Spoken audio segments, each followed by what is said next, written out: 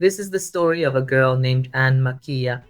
She belonged to a clan named Law of Parting, which is also called Clan of Parting. Actually, those people could live for hundreds of years. They liked to live a life isolated from the rest of the world. One day, when the army attacks their village, finds a human child, she decides that she will raise that child as her son. She knew that the child will grow up and one day will leave this world and her alone. In the first scene, we are shown how the Laws lived. Here we live with a little girl, Makia, and her friends named Lilia and Karim Khan. After doing their work, they go home together. But Makia did not have any home because she was an orphan girl. She lived alone with the elders of the laws. Despite living with so many people, Makia feels lonely because she did not have a family of her own. One day, Makia was talking to an old man of her clan. The old man warns her that she should never fall in love with any human being because human beings are a human being. They die after living for a specific period of time, and as a result, you will be left alone once again because the Lofts used to live for hundreds of years and did not. Then we see Makia making a special cloth called Hiboil. Hiboil was a valuable cloth for the people of Lofts, which they used to send their message from one place to another and also wrote their memories on it. One night, Ma sees her friend Karim alone. She follows him to know where Karim is going. Then she secretly sees Karim and Lilia together. Both of them were expressing their love for each other. Seeing this, Makia gets teary-eyed, but suddenly the soldiers of the Majid kingdom come there and unleash a mountain of oppression on the Lofts. They kidnap the women of Lofts so that they can take them to their kingdom and produce children from them who will live for hundreds of years like them. But a dragon-like creature, which the Majati soldiers had brought there, dies. His name was Renato, who suddenly goes out of control. Actually, Renato had a disease called red eye, which was very dangerous for him, and due to this, he becomes uncontrolled. Renato accidentally flies away, taking Makia with him. Then Makia falls in a dense forest. She sees some people who were killed by bandits. There she finds a small child who was held very tightly by his dead mother. Makia takes that child with her and names him Ariel. She takes him to a farm and feeds him cow's milk, but when the owner of the farm comes to know about them, she does not say anything to them because she was a kind woman. She allows both of them to stay inside the house. That woman lived with her two sons, Lang and Dao. That woman helps Makia a lot. She even introduces her to a shop owner so that Makia can sell her own made hubble cloth and earn money. She welcomes both Makia and Ariel to her house. She also gives them a place to live. Makia dyes her hair brown to hide her identity so that no one can recognize her. Time passes.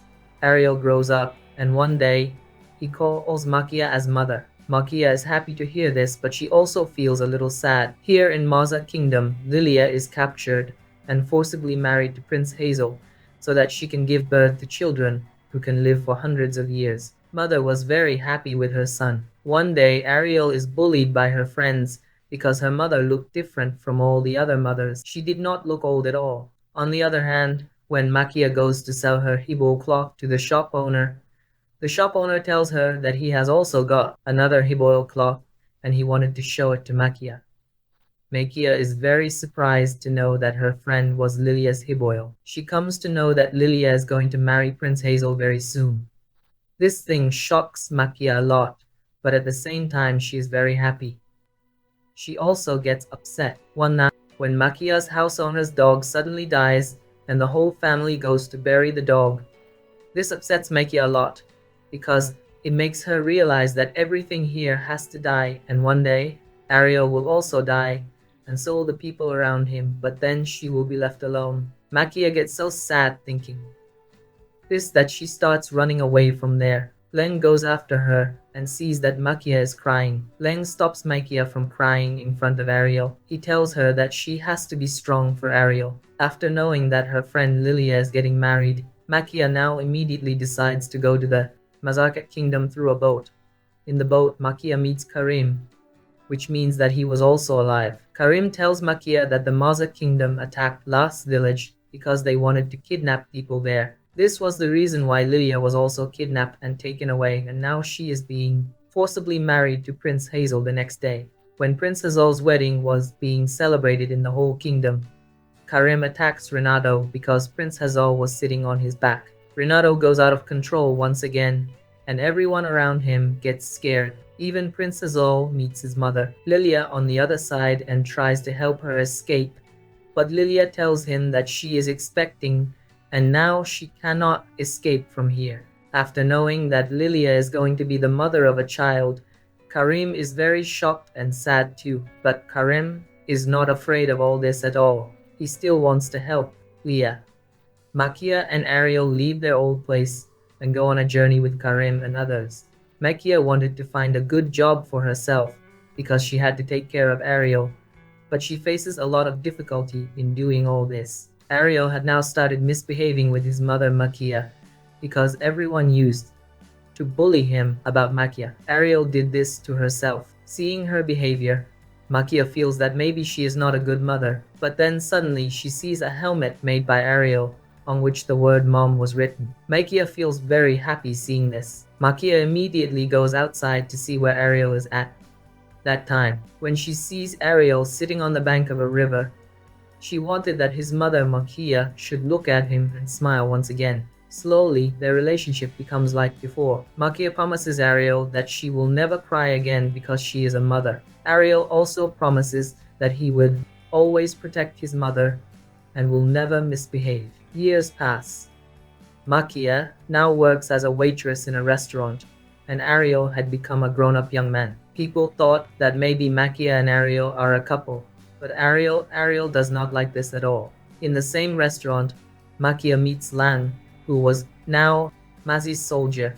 Makia, she goes to Ariel to share her happiness as she found her old friend. In the next scene, we are shown Lilia's daughter Madmil, who was sitting with Prince Hazal. Madmil was wondering why her father does not allow her to meet her mother Lilia. Lilia could not have any child.